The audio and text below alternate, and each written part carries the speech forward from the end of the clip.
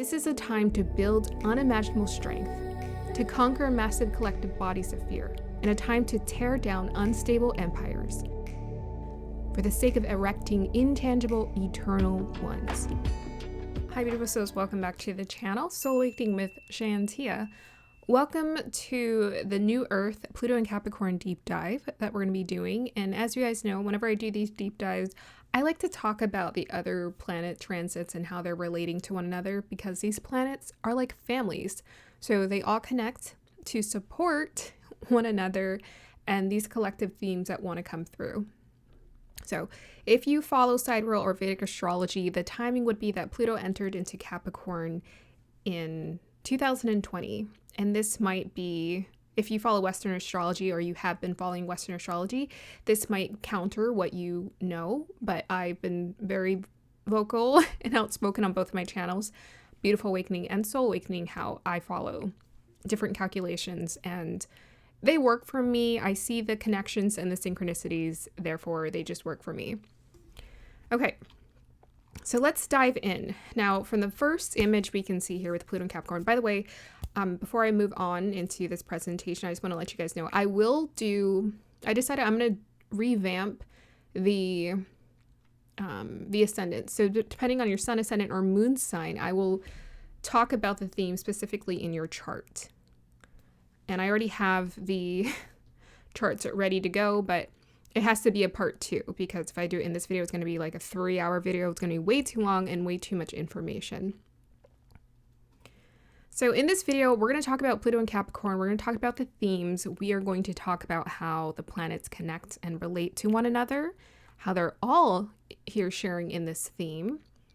And I've also mentioned before that the 9 main planets are called Navagrahas or Grahas, according to Vedic astrology, and the outer planets are not called anything, but they are so impactful in terms of collective conscious shifts. And the reason why it's hard to note what shifts are happening is because they're very subtle. For example, Pluto is going to be transiting through Capricorn from 2020 to 2040. So that's a 20-year period of time where a lot can shift, a lot can happen. By that time, all of the 9 grahas, the main grahas, will have shifted all of, if not many, signs by then. So those outer planets are very slow-moving signs. But to me, those are the ones that are pivoting us towards the bigger collective shifts. And it's giving us a preview into what the future is going to look like in a matter of, a couple decades here. What is, the next huge portion of life going to look like? I'm going to be breaking down Pluto's nakshatras. So as Pluto transits through Capricorn, it's going to be transiting through 3 nakshatras: Uttarashada, Shravan or Shravana, and Dhanishta. And then I'm also going to be bringing up Uranus and Taurus. So this is why I think we're really going to be seeing the tangible experience of these shifts, because they're in Earth signs. But I always encourage on my channel to understand the importance of working on yourself and redirecting this energy towards yourself as opposed to just externalizing it. You'll see a lot of external shifts happen over these, next decade at least. Uranus in Taurus is transited from 2024, and it's going to complete its transit in 2032. So that's another long, distinct transit. And because Pluto is transiting into Capricorn and Uranus is transiting into Taurus, these are both Earth signs. This is supporting that new Earth shift. So this wanted to come through, I had to think about it. I'm like, well, when Pluto transited Taurus or Pluto transited Virgo, wasn't that the new Earth shift too? And yeah, I think we have gotten little bits and pieces about what's happening with the new Earth. And I always want to paint that clarity of understanding. This doesn't mean that all of a sudden Earth is going to become this haven for everyone. It's still gonna, this is still the matrix, and you only transcend the matrix through consciousness, not through doing things. So there's a lot of tricky energies that you might look at and you might think, oh, this is the new earth, the new transformation, the new shift, the truth, we're getting it. And I'm here to tell you, not necessarily. It's a little bit more complex than that. You yourself have the opportunity and choice to activate certain things within you through maybe the supposed free will that we have to do something with. So we're going to talk about symbology. I got lots of pictures for you guys. And even with Uranus in Taurus, I'm also going to be referring to the 3 different nakshatras it's transiting through, which is Krittika, Rohini, and Migashira.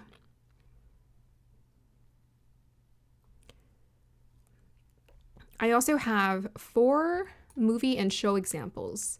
So we have The White Lotus Season 3. I wanted to reference that. We have Squid Game, The Sandman, which is a really good show I'd recommend, and The Hunger Games. So I'm going to be referencing all of that. All right, let's go ahead and start diving into this presentation and talking about the theme of Pluto in Capricorn. Pluto in Capricorn is asking for us to assess our psychology around status, power, legacy, our familial and societal lineage and/or patterns. Pluto, a representation of inner work, and Capricorn, which is focused on the work we invest into our societal contribution, is asking us to end an outdated pattern for the sake of evolving to a new one. Capricorn is where fulfillment is realized, and Pluto is asking us to evolve our understanding of fulfillment from tangible to intangible, the unseen. This is the 3D to 5D shift that many are referring to. Pluto, in Capricorn, is also amplifying the amount of inner work one must put in to evolve. This is a time to build unimaginable strength, to conquer massive collective bodies of fear, and a time to tear down unstable empires for the sake of erecting intangible, eternal ones. Whatever work you do will thrive if it is in alignment with the universal mind. All right, so first slideshow image I have here, first set of images I have here. So Capricorn is actually a representation in the matrix of being a slave to a system. So that 10th house or Capricorn energy is about systems. This is why it relates to people who are famous, politicians, corporations. They are going through an infrastructure overhaul and restructuring, shift and change. But Pluto in general offers us an opportunity to recognize where we are a slave to the system, where we are giving away our authentic power, our power. Honestly, we can't give away our authentic power, but we can give away what we think is our power. And by giving away what we think is our power to external things, we're depriving ourselves an opportunity to tune into our authentic power, which is something you realize and you, as the illusions fall away and the layers peel away, it's something that is revealed to you. It's not something that you can grasp outside of yourself. So often the system has been a representation of more money and more greed, and therefore it creates more problems. This is true. More money, more greed does create more problems. It creates more problems for the spirit and the soul to advance. But this is how you break free of the system. In exchange for fame, notoriety, money, where you're externalizing your life force energy, you're giving away and you're draining your life force energy. Instead, you can break free by serving the divine, by recycling your life force energy and redirecting it back to yourself. So serving divinity means to serve your divine self, your true self, which is divine. It's a being. It is not human. So you know how people say, well, serving yourself serves the ego. Yes, the false self, the ego construct, will ask you to externalize your life force energy, and it will drain you, and it will imprison you into deeper and deeper layers of the system. But your divine true self, which you serve, which is aligned and connected to the divine, that's your umbilical cord to the divine, will ask for you to take care of yourself and to learn about life and to find stillness and peace in the chaos. And this is where your life force regenerates. The old paradigm, 3D, was greed, competition, material hoarding, and control. The new paradigm, 5D, is heart resonance and universal prosperity that is generously shared. The new wealth is health, spirituality, mentally, and physically. So the new wealth is health, being healthy spiritually, mentally, and physically. So we have it in this image. Everyone wanted to take pictures on their, what do you call it? Their charter planes here. A couple, they're posing. They want everyone to see all the things they've accumulated. They want to show people how great and grand they are. And then you can see the 5D representation. That's what that looks like. Okay? It's not a castle. It's not all the gold in the world and all the diamonds. It's a humble lifestyle to serve, to be a servant of thyself and Mother Earth. By being a servant to thyself and the divine, you are of service, a servant to Mother Earth. You replenish Mother Earth. So there's a shift I've noticed since 2020, where more people are coming out with like inventions and ideas for how to create the perfect specimen. Brian Johnson is a perfect example of this. He sold Venmo for $800 million, and he went on, set on a plan to make himself the perfect specimen and create the perfect health.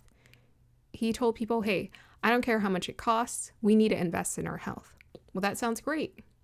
But his idea and concept around investing in his health involves machines.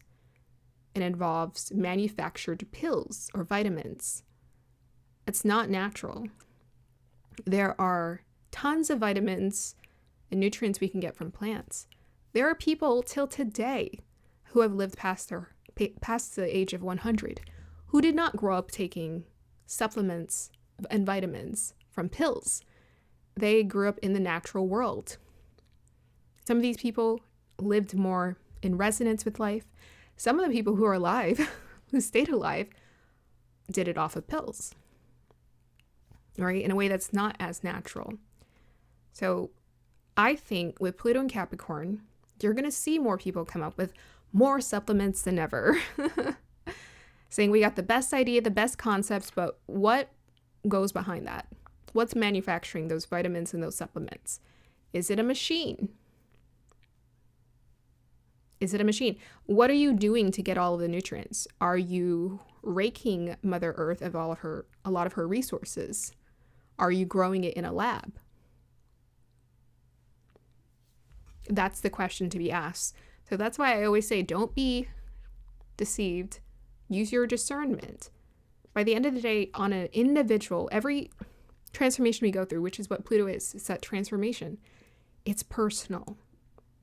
What personal transformation are you ready to go on? So let's look into the symbology. Pluto is symbolic for transformation, inner work, subconscious, collective fears, and inner power. Pluto is about authentic power. And I think a lot of times people talk about it like it's a scary thing. As someone who has a Pluto in the first house, it's a challenging thing, but spiritually very liberating. Because it calls for lots of transformative work to happen. It calls for you to be very introspective, to ask questions, to listen. So Pluto in Capricorn is asking you to ask those questions about what is Capricorn? Status, power, money, You got politicians. Or you can say, you are the leader to yourself. What kind of leader do you want to be to yourself? We got government. Or how do you self-govern yourself? We have fame. How do you step into your confidence for yourself? Societal impact. How do you make a contribution without sacrificing your well-being? Maturity. What are you ready to evolve into, to transform into? What do you want it to look like? We got legacy. When this lifetime ends, what do you want to leave behind? Hard work. If you're being called to work hard, what do you want to spend the rest of your life working hard at? We got sustainable form. How would you like to tune into that inner sustenance? And we have here tradition. What are those family karmic patterns or lineage patterns that you've held onto that you know in your heart it's time to move on from? So when devolved, Pluto in Capricorn can create psychological obsession in obtaining status, power, money, or obsession in destroying it, one or the other. So Pluto can be about that fixation or that obsession. To me, obsession is a misdirection of life force energy. You know, we might have a passion for things, but really there's nothing to be obsessed about. You know, obsession happens when the psyche is stuck in some sort of fixed loop. And we all have those moments where we get stuck in those fixed loops. But if you're giving yourself reprieve and you're giving yourself rest and you're finding a way to tune into nature and go into nature, then you can find a way to reset if you need be. There's always a way to reset. The psychological work that we have to do in this world is never easy. When evolved, Pluto in Capricorn creates mental strength and endurance in letting old illusions fall away, then erecting and sustaining divine structures in oneself. One succeeds at becoming the new earth through sacrificing or letting go of worldly status. So from the ego's perspective, when we give up things that we liked or that everyone has, and we thought, societally, we are programmed to believe that we wanted these things. At first, it feels like a sacrifice. Or on certain days, it feels like a sacrifice. But from a higher perspective, it's just about letting it go. And slowly losing interest in it as you're educated on how things actually work. One surrenders to becoming the vessel for the new earth, and one matures into a beautiful butterfly. Yes, radiant. So, ultimately, Pluto in Capricorn is offering us a chance to evolve. To me, the way that any planet works is it's going to make you work. Okay? It's going to make you face certain things. It's going to activate certain energies, preferences, desires, inclinations, and passions inside of you. And Pluto in Capricorn is offering us the ability to dive deep, and that depends on your evolution as a soul. Maybe you want to dive really deep, or you want to dive somewhat deep, but not that deep. So you're going to see a lot of people diving deep. But that all depends. How deep they go depends on them and what fears they're willing to face. So here are some of the planetary themes. So we got Pluto in Capricorn, transformation to the new earth. This is the rebirth, the end of the false empire, and the birth of the divine kingdom. It's an opportunity to birth a divine kingdom. But what do people do in the Matrix? They always try to create something through a lot of force and effort that is not it. That's what the representation of the Bible is. That was supposed to be a source of knowledge, but the thing is, it's the Matrix. So what happens when you put it in hands of humans who are very imperfect? They use it for their own means. True knowledge cannot be written in a book. It cannot be recorded in a book. It can't be put in anything tangible. It's something you just learn how to channel. Divine knowledge. It's for free, 99. You don't need a temple or a high divine teacher to access it. This is a time to let go of the old structure for the new, face your fear around money, status, and power. Neptune in Pisces. This is the spiritual renaissance, spiritual evolution. It also inspires art and creativity. So think about Neptune, and especially in Pisces, is it can activate escapism. So yeah, there might be a practical shift where we're actually learning how to grow gardens, take care of ourselves, and do what we need to do on the day-to-day basis to be disciplined with that Capricorn energy.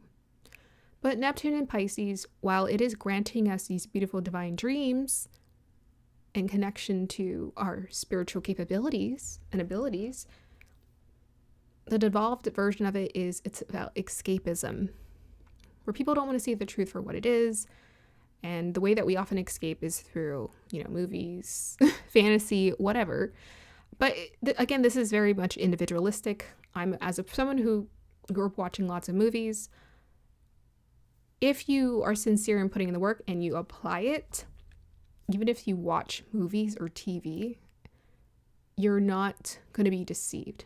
I don't know if I was just born with that consciousness, but I have a lot of discernment and I'm able to tune into the knowledge quite well, even though I watch TV. But I was always questioning things. I stopped going to church in junior high. I told my family I can't do it anymore because something's off here. Like something doesn't feel right. And that I've always been like that. I do what feels true to me. So by the end of the day, it's a feeling within yourself. You just know, okay, I don't want to escape. I want to follow in alignment with the truth. We got Uranus and Taurus. This is about the earthly revolution. So Neptune is bringing the evolution. Uranus is bringing the revolution. That makes me think of the karmic wheel. So this is like that 180, 360 shift dynamic change that's happening where it's like, whoa, these are new ideas. These are very crazy. And it's experimental because it's in the first earth sign, Taurus. So the new innovative ideas or inventions that are coming out are going to come with like a rapid shift or change. The only thing is it's experimental. So some of them are going to work and some of them are not. This is a time of building new foundations. So Uranus is it's like making the foundation, especially with Pluto and Capricorn. All the earth signs are about foundations. And Uranus and Taurus is tearing it up. It is showing the flaw. That's why we're seeing so much exposure. It's showing the flaw in the foundations and the structures that we've erected. Whether this comes to government, school, the house you built, food, we're seeing the flaws in the system so that we can create a better one, should we desire to. Saturn in Pisces, this is the end of the karmic cycle. Jupiter in Arja right now, until it shifts into Cancer, I think mid-August, is about divine anarchy. Also, Uranus brings anarchy as well because it's the rebel. Rahu in Aquarius is aligning us with karmic penance as well as anarchy, right? It's about that collective shifts in beliefs, about innovative and progressive ideas that move us forward into a better way of being. Ketu in Leo, this is a dissolution of the ego. So there's a lot of shifts happening inside, around us, all at the same time. And it's uncomfortable. The change is uncomfortable. That's why people are ranting on the internet, and that's why the energy is so polarizing right now, is because people are feeling it and they just don't know the best way to respond to it. Divine told me, go into the cave or go into your hermit mode, go into, keep to yourself and focus on yourself. And even as I've been focusing on my own energy, it's still been quite challenging and disruptive. So we got Uranus. Uranus, Arja, and Aquarius are representations of Rudra. They're all very similar in that sense because they all represent that stormy energy, that rebellious energy, electrifying changes and shifts in the consciousness. So that's a common theme we're seeing right now. All right, so here are some of my additional notes. You can't exit the game through ending your life, through shortcuts, or through escapism. In fact, you can't escape the game at all. You have to live through it and shift into seeing things from a higher perspective, then aim to stop reacting by trusting. Be the divine child with timeless wisdom. You may ask yourself, what did I do to deserve this? Because of the intensity or pressure you may be feeling during this time. But the prison matrix, represented by Saturn, must be fully realized and experienced to transcend it. So yeah, we're being shown where our bars, boundaries, and limitations are in this world. But Saturn is still asking us to put in the work and the discipline to transcend the prison. So they say, yeah, here's the prison. Now you see that you're in a prison more than ever. But now you have to transcend it. Or now you can transcend it. All planetary shifts show us these themes. They talk about resources, right? So Capricorn, Taurus are focusing on resources. A really nice, good symbolic image of this is sap, or the blood.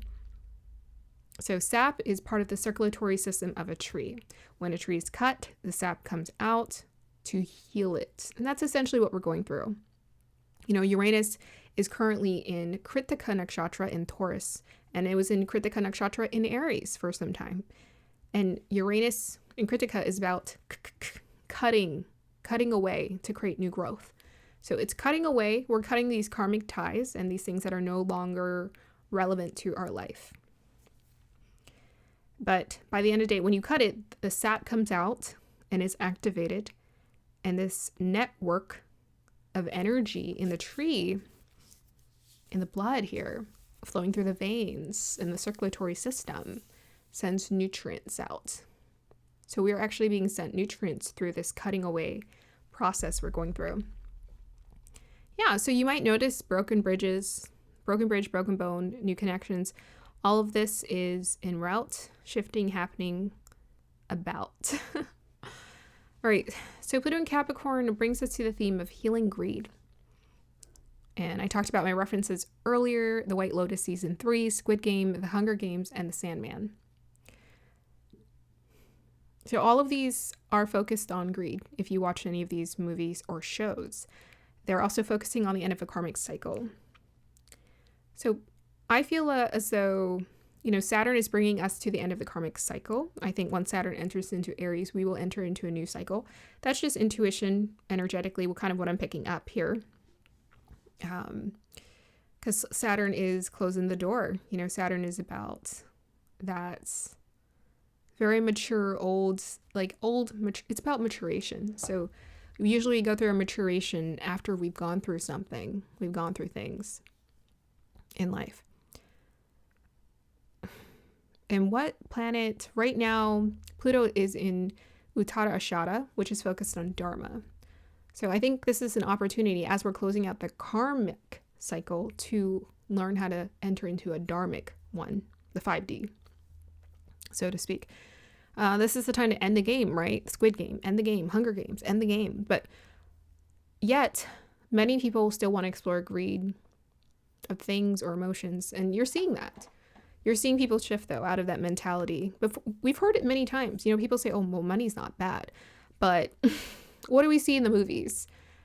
Our subconsciousness, whatever that is in us, will tell us whatever we want to hear to make us feel better.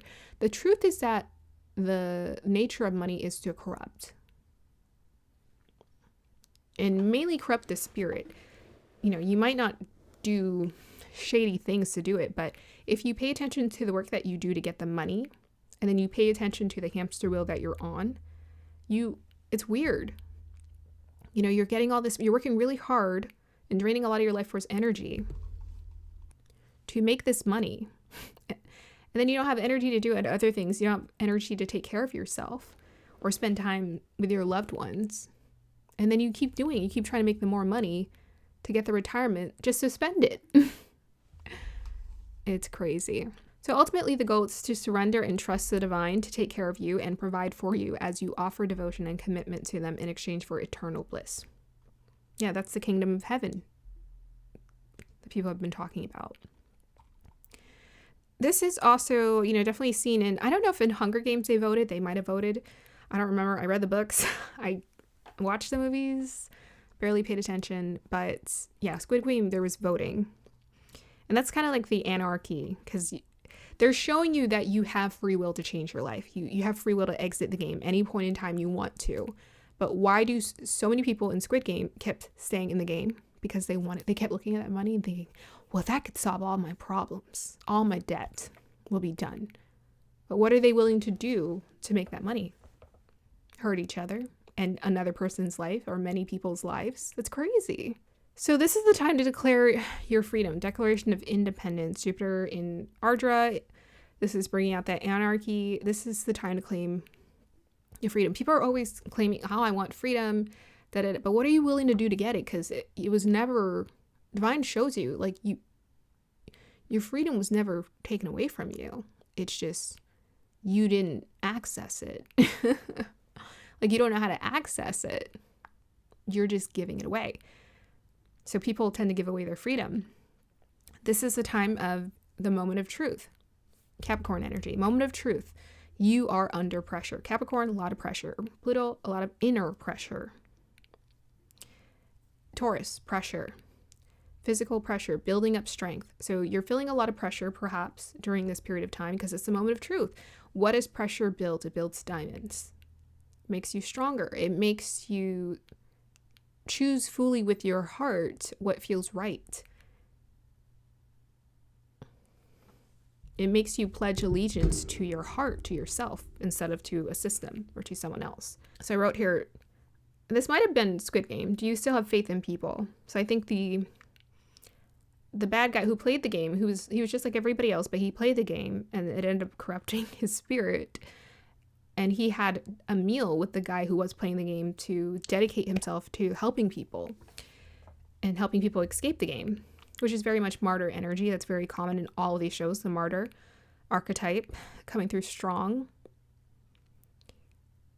And he was like, maybe you trust God or whatever, but do you have faith in people? Test of the faith. And yeah, I think we can't help but have some sort of hope or faith in one another, or that there's some good that exists out here. If we don't believe that, we will be deeply bitter. Deeply, deeply bitter. And we have moments where we feel that way, experiencing life, but we will be deeply bitter if we didn't have some sort of faith or hope in people to know or believe that they could change. That we can change. Do we have faith in ourselves to change? That's the hardest one. Can you change? And can you learn how to accept people for their choices, whether they choose to be in the game or get out of it? We got here Rahu in Uttara or Purva Bhadrapada. So Rahu is currently in Purva Bhadrapada. Actually, I'm not sure, but it's in Aquarius. It might be in Purva Bhadrapada right now. It was in Uttara. That's the Pisces side. Oh, that's right. It is the Pisces side. So I just gave away the answer. So it's in Purva Bhadrapada now. But it could be shifting back. I don't think it's there yet. It has a ways to go before it's in the next nakshatra, which is Shatabishak. There you go. So karma is a game. A dharma is a divine play. So karma is a game. A dharma is a divine play. That's important. If we shift our perspective, what Rahu's teaching us right now, if we shift our perspective, we can see it as a divine play. Okay, let's talk about Pluto's nakshatras. So first we got Uttarashada. Uttarashada's ruler is Saturn first, then Sun. And this is focused on Dharma. This is about being the warrior. The symbology connected to Uttarashada is the elephant tusk. So this is about toughness. It's also connected to that story about Ganesh, who I think had his head chopped off by Shiva, who was trying to get access to Parvati because he didn't know that Ganesh was Parvati's son. So he just cut his head off and then they replaced his head with an elephant.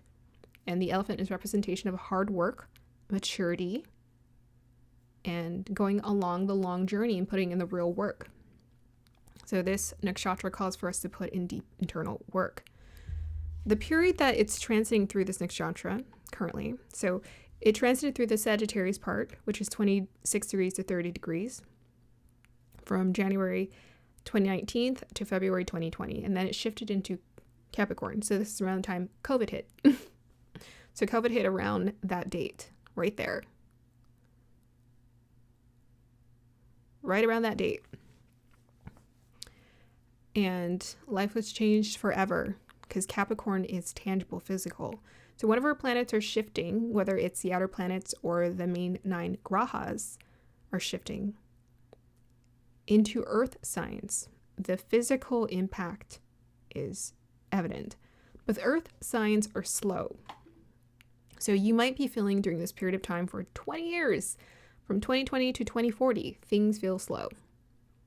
Maybe you're wanting more progress to see more progress, and it doesn't really matter. The growth is happening inside of you. If you need your external circumstances to change so that you feel like you're developing or growing in life, then you're missing what's the real change is, which is you. So Capricorn is bringing that leadership maturity, and it's helping you to access your authentic power from the inside out. Are you feeling more empowered? Is what you should ask yourself. So it's going to be transiting there until 2026. We're in 2025 now. So we're about to finish that part of the nakshatra before it shifts into Shravan, which I think will be more pleasant because Shravan is more receptive. So going back to Uttarashada, this is about success and victory. So right now you're being challenged and tested to claim some sort of success and victory, something that you've been working on probably around the time 2020 kicked in. You've been working on something for yourself, maybe right before that. Some sort of new conscious idea shifted inside of you. And since then, you've been on that pathway to build or create something. And you're about to get it. You're about to get to the top of that mountain. But Pluto, again, is a representation of that inner shift inside of you. By the time this shift is complete, you're going to feel very empowered and proud of yourself. So I encourage you, my fellow beings, to push through. I have days where it's very hard. And I think to myself, my goodness, I haven't felt this bad in so long. This is the worst. And I just try to push through. And whatever it is that helps you to push through, hold on to that. Lean into that. And whether that's family, a beautiful memory, connecting to nature, enjoying a good cup of tea, whatever it is that can help you to just push through a little bit more and keep going, because it is a steep incline, and it has felt like a steep incline. I know for many of us this past 2 years, 3 years, 4 years, however long you've been feeling this. But Pluto is also bringing a demolition to structures and systems.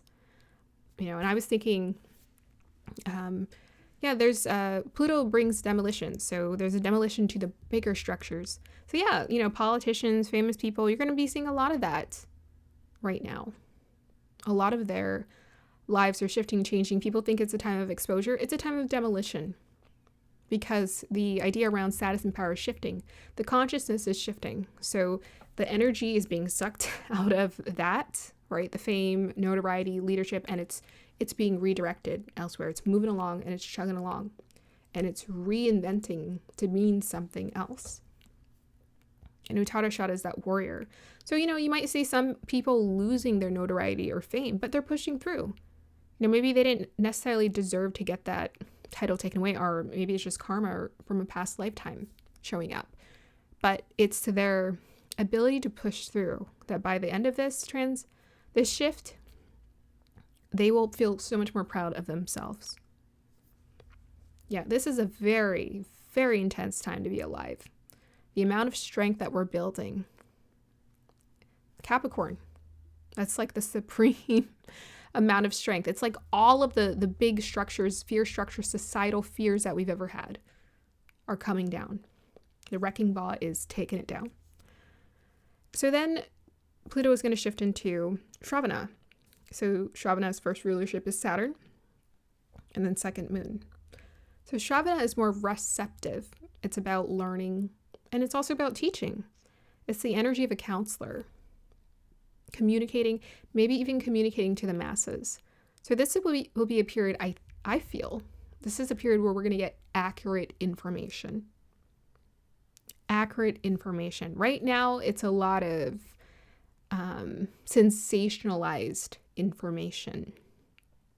It's a lot of sensationalized information. But once Pluto shifts into Shravana, it's going to feel much more sincere and healing. Very sincere, very healing. Connected. Therapeutic. In a way, peaceful. We're not going to need as much of that sensationalization. This is about connecting with others, thinking about how we communicate to others. This is also about just really learning how to listen to people instead of wanting to talk over them. It's about working together, right? So we got that feminine influence with the moon. So it's like, how can we be more community oriented? Sun is more focused on my, this is me, this is my personal journey, my hero's journey. But once Pluto enters into Shravana, how can we work together? Or how can I feel more attuned to myself and then give back in some way? So you may be seeing a demolition around the school system around this time. Again, Pluto is about that inner wiring. So the school system, anything that requires learning or communication there might be a lot of underwiring might be shifting and changing quite a bit. I heard that news media outlets are losing their viewership, and a lot of the viewership is actually going to YouTube. It's going to independent sources who are offering their insight. And that needed to happen again because the corporations are being broken down, because they're flawed systems in general, but just in general, Pluto's just taking it down because it's outdated. It's outdated because under Capricorn, it served power and status. And now we're shifting into a different consciousness where power and status is becoming of the past, right? And we're shifting into more of a collective helpfulness or healing, right? We're stepping more into heart resonance as opposed to control. So those news media outlets were about controlling the media, controlling the information, and creating propaganda. But the thing is now, people are just saying anything. And when I get to Uranus in Taurus, I'll explain more of why that is. Why it's so polarizing. We have so much polarizing opinions on the internet. Got to be disciplined with this stuff because karmically the karma is going to be like, bam, because the most karmic signs are Saturn signs, Capricorn and Aquarius, and Scorpio. Those are the most karmic signs. Usually Capricorn is more sincere and willing to put in the work, as Uttarashada is calling for us to do. Sun is about that honesty, honest with the self. So this is where people are like, yeah, I'm willing to put in the genuine work it takes to build something and to create something and not take shortcuts. Okay, so we have Dhanishta. Also, as Pluto is demolishing and taking down these old structures, it's also erecting different ones. It's creating a new foundation for different ones or new ones. So we got Dhanishta. So Dhanishta's first rulership is Saturn, second rulership is Mars. Dhanishta is connected to status, group work, and wealth. Status, group work, and wealth. And from a spiritual perspective, the wealth is the knowledge that we inherit. Honestly, the wealth is the earth. We inherited the earth. Is there some sort of line, I think, in the Bible where they say, and they shall inherit the earth? The meek shall inherit the world. Something like that. I don't know. Yeah, I don't know.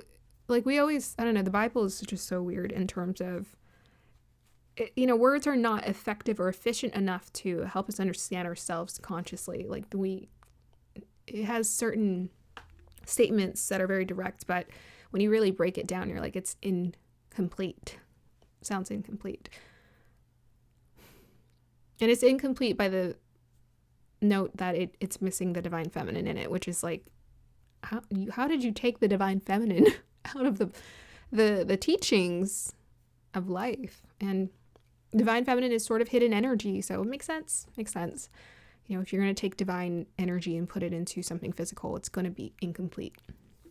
Okay, so we have Dhanishta. By the way, Shravana is a really good time. Teachers, counselors, working under people, mentors, mentorship, clarity. I think you're going to see some really powerful leaders come up during this time. Like, I think Saturn is like admiration. Maybe people are developing admiration for people who are claiming this more independent mindset. But Saturn Moon is going to bring more of a camaraderie and respect for someone's perspective.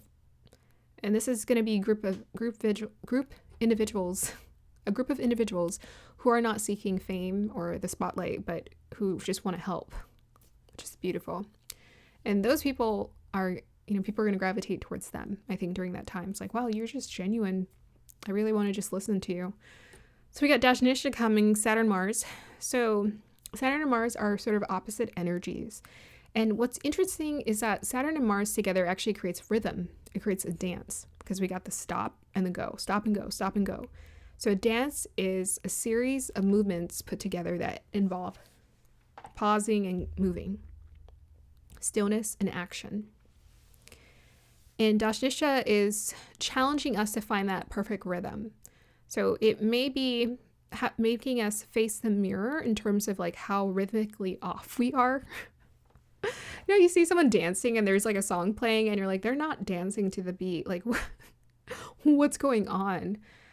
So internally, I think this definitely creates a disruption where someone realizes this is not for me, because Dhanishta is connected to group work. A lot of people may be realizing I'm not interested in status. I'm not interested in this wealth. I'm not interested in this group of people anymore. I don't relate to them.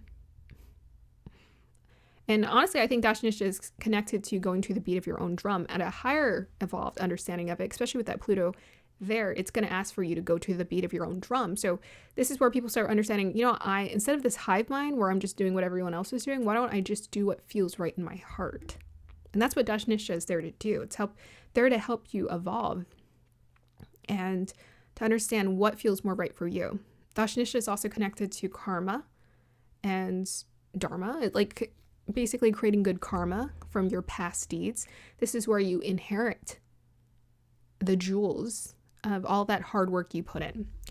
So we got Shravan. When we look at the dates here, it's going to be shifting there around 2026, the end of it.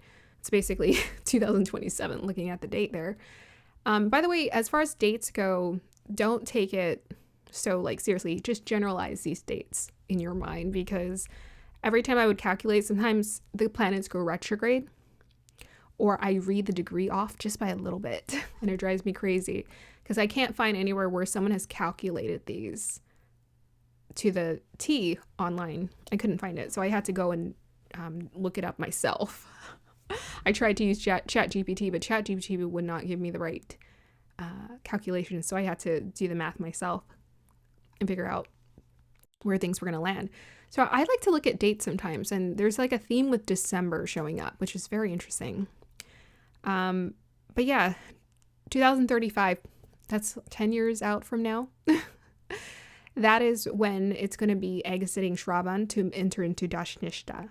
But Rahu will also be transiting these signs as it's going backwards. So there will be a reveal of some sort of inheritance, but Rahu is all about novelty. It's brief, it's short, and then it moves on. The outer planets are more like conscious belief systems and ideas that are shifting inside of an individual. And then the other main grahas are more about actual tangible experiences that can manifest in our life. So yeah, I think Pluto is definitely going to challenge that, though. It's going to challenge, what does fulfillment look like? So Dhanishta is focused on fulfillment. Capricorn is the peak of fulfillment. It's considered to be the peak of fulfillment. So Capricorn is really calling for us to question what really fulfills you. And I can tell you that nothing outside of you fulfills you. Find that rhythm. And Dhanishta, even though it's connected to music and sound, it's also connected to silence too. And silence is golden. That'll be a really beautiful time for us to tune into the silence, where we have a lot of these energies. Like Shravan even involves a lot of communication. Dhanishta might be like, okay, we need some moments of peace and quiet so we can think for ourselves here. And then after that, essentially you're building to that golden heart ratio and the diamond and the butterfly inside of you, and you're birthing that new earth. So by the time that transit is complete, we will have demolitioned and taken down a lot of structures that don't serve us. And in 20 years' time, you're going to see New ideas and concepts are going to be set for decades for how we go about doing things. Let's look at the shows and movies that we'll be referencing here. The White Lotus, Squid Game, Sandman, The Hunger Games. All right, starting with The White Lotus. So The White Lotus is about the empire falling. So in that show, there's a wealthy family. Father has like a successful business. Turns out he's been doing some shady stuff behind the scenes, maybe laundering money, I don't know. And he's been caught. And the feds are investigating, and they're taking it down, and they're taking it all away. And during this trip, he's away is it Thailand?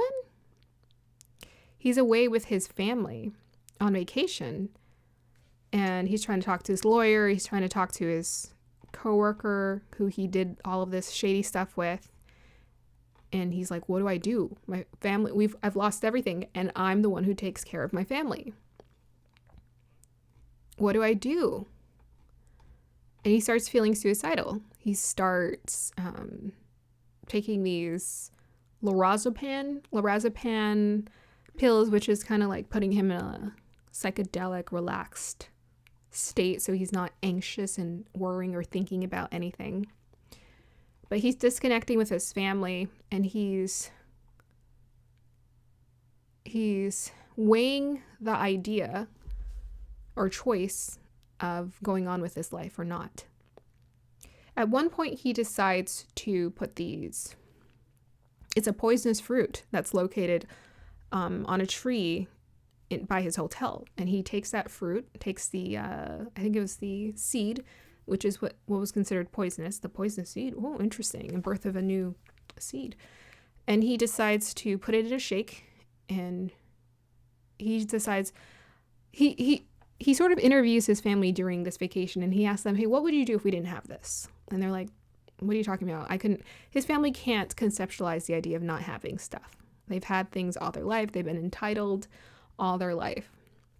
And so he decides, you know what? I'm going to take us all out. So he puts it in a shake, maybe like a pina colada, coconut shake, I don't know, of some sort. And he gives it to the entire family, including himself. And he's like, we're going to drink this, and we're all just going to go out, because my family will not live if they find out what I did. And I feel so ashamed of myself for letting my family down.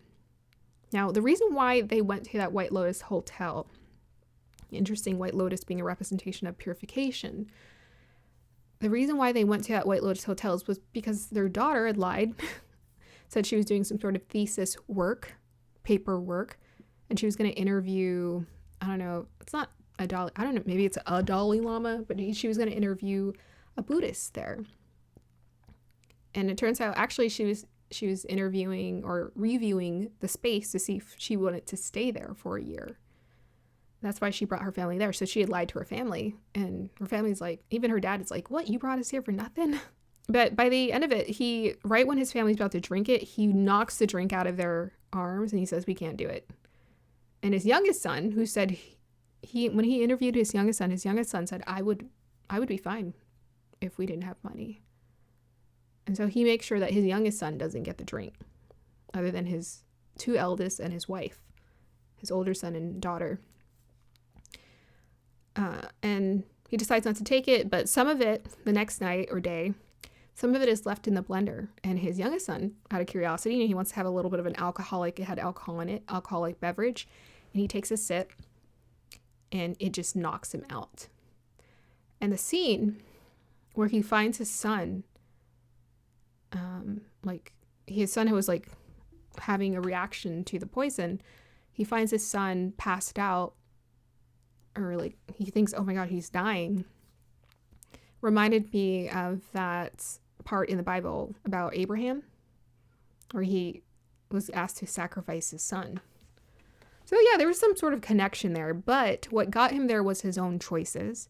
And even sacrifice is a missed concept, because the son, I think, really is supposed to be a representation of the ego. So Abraham's supposed to be representing not his son, but his ego. So like usually a lot of parents are so attached to their children, And they're like, I would do anything for my child. I would never sacrifice my child for myself. But if you're asked to give up the most precious thing, then it would, because of the devotion to the divine, it would be really hard. But the divine never asked for us to let go or sacrifice things that we need. So they would never ask us to sacrifice something outside of ourselves. We have to sacrifice our ego. That's it. We shouldn't be causing harm to anyone or ourselves in this dynamic. So there are a lot of themes about life and death. At one point, his wife gave me this really strong Saturn and Pisces energy where she was out and dreaming, I think, of being out in the ocean in the night. And it was weird because, she's always drugged up on lorazepam. And usually, when we have dreams, like intense dreams, like a wave crashing over us, it's because we're either about to process something that we have a hard time processing in day-to-day life, or we're suppressing something. So it seemed like she needed to she suppressed so many emotions inside of herself, very Saturn and Pisces tsunami energy, that she had to feel and experience now. So White Lotus very much had different people put in very difficult circumstances or scenarios where they felt at a disadvantage. And they felt like, well, the only way to get out of this is to take extreme measures, which is very Shak or Varuna energy coming through there. I need to take extreme measures to get out of this. The father thought, I need to be a thief to make money or be successful. His wife kept talking about how her husband was so great, his status, his wealth, so just wonderful. They lived the best life. And yeah, he was feeling ashamed of himself because basically it seemed like they were about to lose everything. By the end of it, everyone was alive. His son survived. His son did not die. His son actually just puked out the poison. He takes his family back and he's like, you know what? We're going to figure this out some way, somehow. During the show, he had a conversation with a Buddhist talking about, I think, honestly, I can't remember. I'm getting like a flashback to something about rain or like processing things, processing how we feel. Yeah, that was really, really powerful references. In the show, they also had a couple. So one guy was a thief. The other one, the girl was like very pure. She loved the guy. She thought he was her soulmate. She wanted to be with him no matter what, even if he was doing shady things. But she also wanted him to do the right thing. But she was also kind of being delusional. But he genuinely cared about her. And unfortunately, he couldn't let go of something. He wanted to take revenge. He thought this guy had made his life horrible. The man who was supposed to be he was looking for his father. He thought this man had killed his father. It turns out the man did not kill his father. That was a miscommunication. And this was a representation of the karmic cycle. So he decided to take revenge for the father he never met. He felt like he was deprived of a father because this man killed him. He killed that man. Turns out that man was his father. And then that girl he was killed by a security guard. So that's the karmic cycle. And he felt so sad and he couldn't leave her. So he picked her up and he was shot too. So ultimately his karmic revenge, staying looped in the karmic cycle, his choice to stay stuck, take revenge, led to his own demise. Yeah. And there's a lot of common themes about blurred lines with thievery. The thieves and the haves and the have-nots. And the thieves were like stealing it. Pluto and Capricorn is about understanding that you don't need to steal anything from anyone. You have everything you need. People who feel like they don't have things are the ones who steal things. And that's both the people who seem to have a lot of money and wealth and the people who don't like they have much of anything. I loved all the water references in the White Lotus. We also had a woman who was a servant. She was a servant from, I don't know if it was the first 2 seasons, I think so. But she runs into this man and she's like, oh, that's the man who killed my employer. This woman who was going to invest in a business or company of mine. But that woman changed her mind to marry that man. And that woman ended up getting killed by that man. And so she's like, I know he killed her. I know he killed her. And she's like, I'm going to tell. And then her son meets up with her and her son convinces her, hey, why don't we just get money out of this guy? And then we can just go away and live a good life. He's like, you work so hard. You deserve the money, Mom. You deserve the money. You've been through so much. You deserve the money, Mom. And so she, crazy enough, agrees. And here we're thinking morality-wise, like, wow, this woman looked like she was an upstanding, kind citizen, and she chose money. She had an opportunity maybe to have invest in a business with a guy who genuinely liked her, but he didn't have the money. But he had the kindness and maybe the work ethic to do it with her. But she decided she was gonna scam her way into getting money. And the guy gave her the money. I don't know if it was like $1 million or whatever. He gave it to her, and her son sailed off into the sunset. And she had a pompous attitude when she took off. So it was a representation of how we become the thing that we don't like when we're not, I guess, paying attention, when we let money drive us. Also, the White Lotus, I think, was a good representation of the karmic cycle and DNA and ancestral karma and lineage and ancestral patterns with the man who, with his kids had taught them to be entitled because he felt he was entitled to money himself by stealing it. And his daughter, who originally, said she wanted to be like meditate and be into Buddhism, when she found out how hot and uncomfortable it was, she's like, no, I'm not going to do that. I want to live my happy, rich life. And so he doesn't tell his daughter that she probably is not going to live that life anymore. But hey, that daughter was not sincere. And so that White Lotus really brings up, with all the characters, it brings up that question of devotion. And it shows you how we can flip the switch, how a thief can become a pure-hearted servant, and how a pure-hearted servant can become a thief. It's so easy to change and shift depending on. Honestly, it's a dramatic show, but it takes day-to-day choices. But it can take a really powerful choice to redirect your life for the better, to stop feeling sorry for yourself and to realign with the divine. Funny enough, the man who started as a thief seemed to be the one who evolved the most. Even his older son, who looked a little shady, seemed to have some moral and ethics about him, and it seemed like he grew a lot out of that. So it's like the characters you least expected to grow ended up growing, and the ones you thought maybe would do the right thing ended up doing the shady thing. So it just goes to show you, who are we really? We can change at a drop of a dime based off of our choices. So this show questioned what is real abundance. It shows that people go crazy at the sight of money and the lack thereof. It shows you that external power corrupts because we let it. It's our choice. And also there in the show, they had a security guard. He was trying to be sincere, help out, protect people. But he decided he was the one who killed the guy who had the girlfriend who wanted to be with him, even though he was a thief. The security guard killed him. And during the show, he had questioned that moral choice. Should I take a life? But he's a Buddhist. So he's like, no, I cannot take a life. But he decided it was worth it. And because he took the life, he was promoted. Very shady stuff. So we have here, is one's commitment to divine real or superficial? He said he was a Buddhist. The girl said she was a Buddhist. But they show that their devotion lacked. This is what we're being challenged during this time. I have times where I'm like, I'm done. I don't want to do this. But because I keep making it a day-to-day choice to stick with it, it makes it easier to stick with it day by day. But in the beginning, I was like, yeah, I can do this. And then I started doing it and saw how hard it was. And I'm like, dang, I'm starting to wish I didn't do it. And sometimes I wish I can just go back in time and not be here going through this. But it's a good thing time travel don't exist. Because we learn from our choices. We learn. So Saturn and Pisces, the end of the karmic cycle or the continuation of one. So you can choose to continue a karmic cycle, lean into karma over dharma. Again, it's a choice. It's not just granted to you. We're not all just graduating to 5D just because. No, it's a choice. It has to be a choice. Shadow work is what was represented in White Lotus. Continuing the karmic cycle leads to one's own destruction over evolution.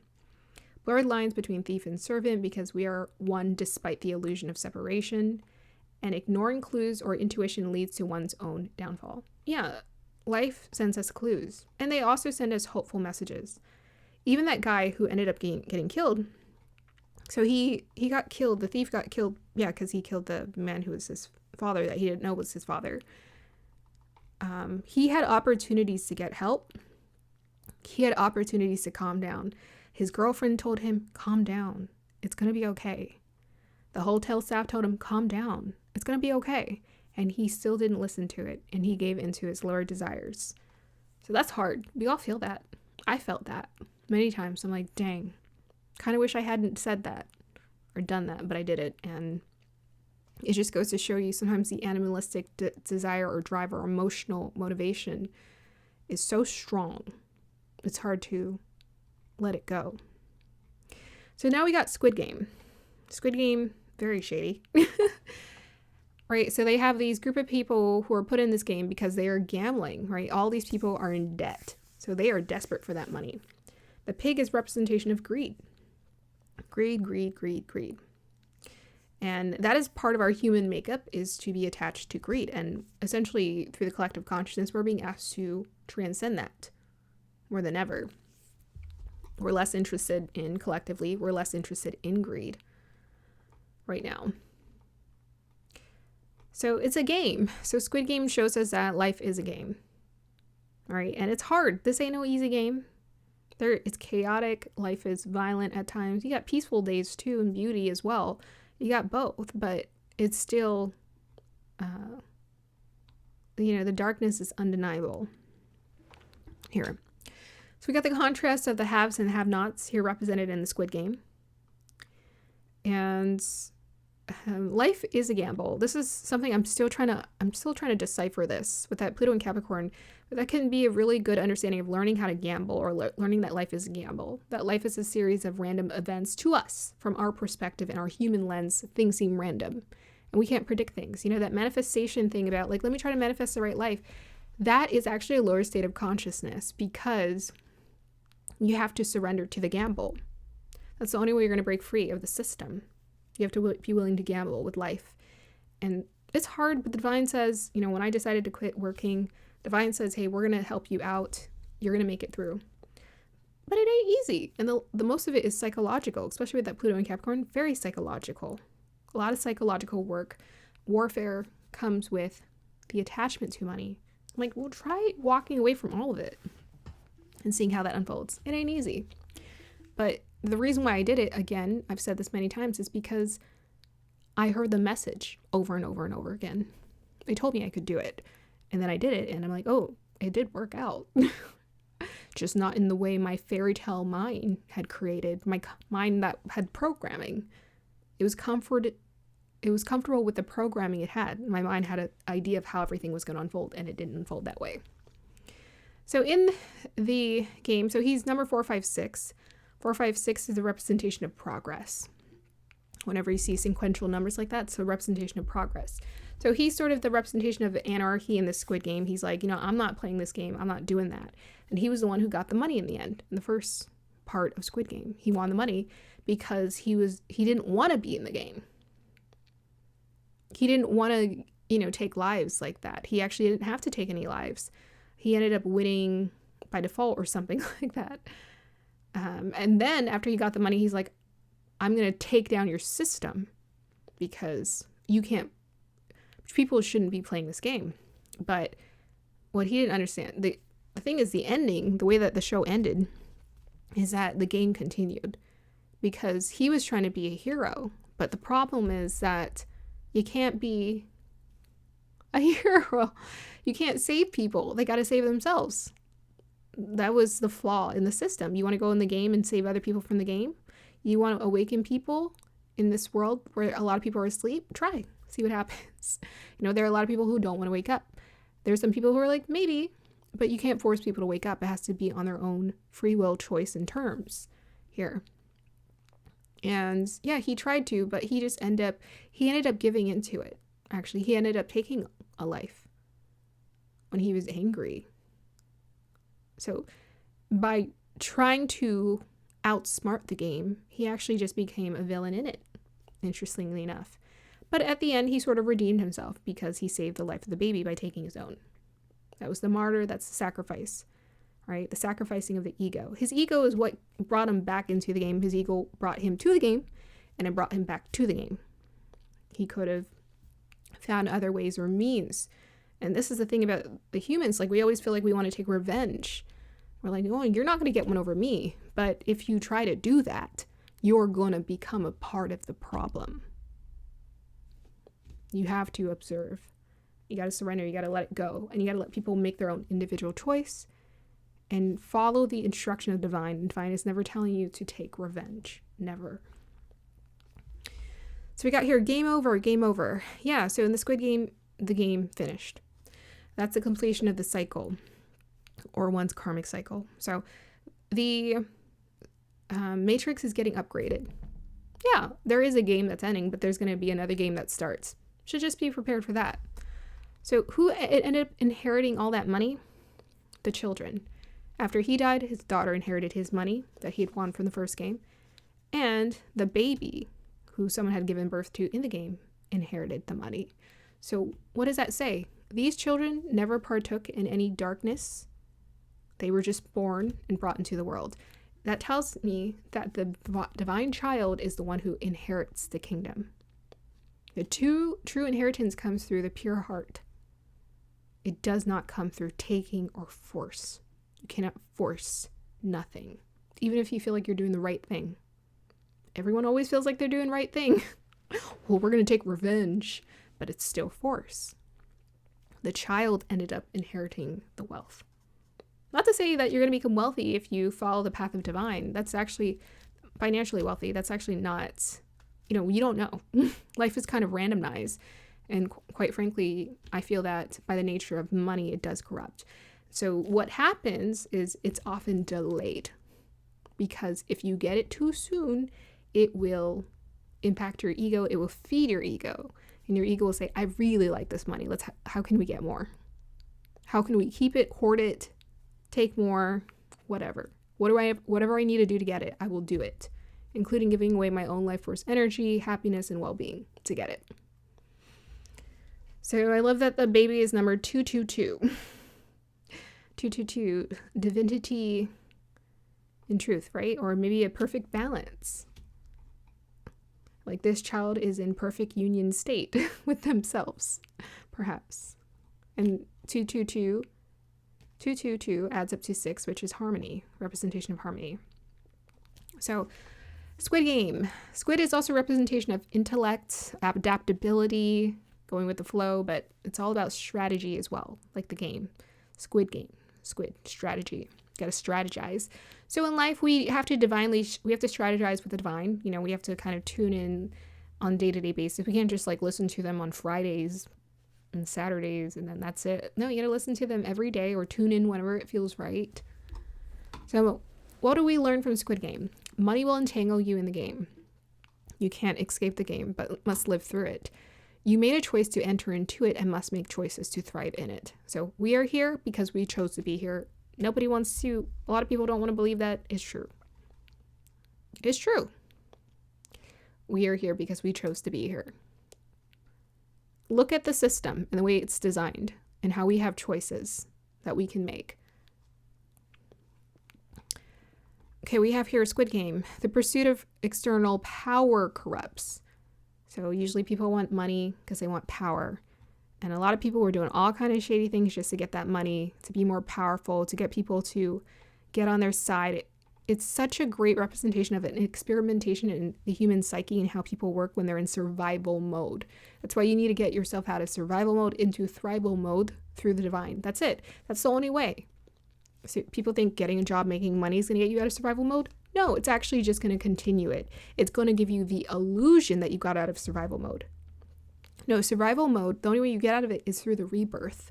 And that's through surrender. And hardly anyone is ready to do that. Okay, I am 31. Okay. It took me a minute to get here. But I know I was not ready to do that 10 years ago. It took me up until now to realize, okay, I can do this. I take it day by day, though. What is true wealth? One cannot obtain true wealth through shortcuts or by taking it, but must inherit it as a divine child in a pure and innocent state. We learn that money taken through the pursuit of it will diminish in due time. So that money will come and go quickly. That man, he was willing to give up the money when he got back into the game. He didn't care. He really had a sincere heart in that sense, but that money, whatever money we make in this world, can come and go pretty quickly. If you go through a rebirth, it's usually gonna go. People want to hold on to their money and go through a rebirth. It's probably going to go. It's probably going to go. It has to, because of the ego's attachment to it. I'm just like, how many people are really waking up? Not a lot. It's like 1%, guys. Let's be real here. It's not a lot of people who are ready to wake up. They're just under the illusion that they are, or they're kind of doing it or whatever. That's fine. That's the way that the Matrix is designed. It's very tricky. We have here, if one prioritizes the heart, love, and trust in the divine, then one will ultimately inherit the kingdom. The kingdom free of karmic ties. Yeah. That's why the money has to go, usually, because of the karmic ties connected to it. So you're not ridding yourself of the money. You're ridding yourself of the karma attached to the money. So, you know, that guy, he was part of the first game, and there was so much karma attached to that money. So he's like, he probably couldn't get rid of it fast enough because it was like blood money, right? Do not try to be a hero, vigilante, avenger, and save others, or you can get caught up in the game and become the villain in it. Better to observe. And then Saturn and Pisces energy coming through. Free yourself of the karmic will by being still and sincere. All right, let's talk about Hunger Games. So we got here, even children are souls or spirits who have chosen this journey. You cannot protect them from all the dangers of this world. Ultimately, they have to break free on their own. Yeah, we look at kids and we're like, oh my God, just so cute. We just want to protect them. When I look at kids these days, I'm like, oh my goodness, I was you once. And one day you're going to wake up and you're just going to see the world for what it is, and your heart's going to break. And it is what it is. And you can handle it. But yeah, it is sad, because when I see how kids are engaging and interacting in this world, I do feel for them. But we all have, we don't have to feel sorry for anyone. We all chose to be here because we have the tools and capabilities to handle it. They have the tools and capabilities to handle it. And the universe is, they imbue these kids with certain energies and frequencies so that they can handle whatever the next generation is about. They can handle it. Yeah, so in this, The Hunger Games, I did read it back when I was in, I think, high school. I did read it, and I liked it. I did watch the movies. I thought they were good. I honestly thought that Jennifer Lawrence wasn't quite inaccurate in my idea of what I envisioned Katniss would look like, but Jennifer Lawrence in general is a good actress. In the movie and in the book, her sister is actually chosen.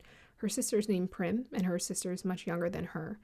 And she's like, you're not taking my sister to survive in these Hunger Games where children have to fight to the death. I volunteered for tribute. That is what it is to wake up in this world. To wake up in this world is to realize you volunteered for tribute. I did it. That's why we can't be bitter about life, because we volunteered for tribute. We volunteered to go on the hero's journey, to experience emotions and being a flawed being in a flawed, chaotic world. So she volunteers for tribute. In the pictures, you can see the contrast of the wealthy and her. You have these group of people at the Capitol who have all the money in the world and the control and the power, controlling other people's lives. Then you have the people who don't have any power, like they're getting siphons of food. They're getting like a little bit of food. They're all hungry. It's sad, but yeah. So the Hunger Games is a representation of healing from poverty consciousness, or healing poverty consciousness. We often fight for or compete for resources, but this leads to emptiness and no growth. Or we fight ourselves and blame ourselves. So thankfully, we don't live in the Hunger Games, but sometimes, gosh dang, it feels like it, right?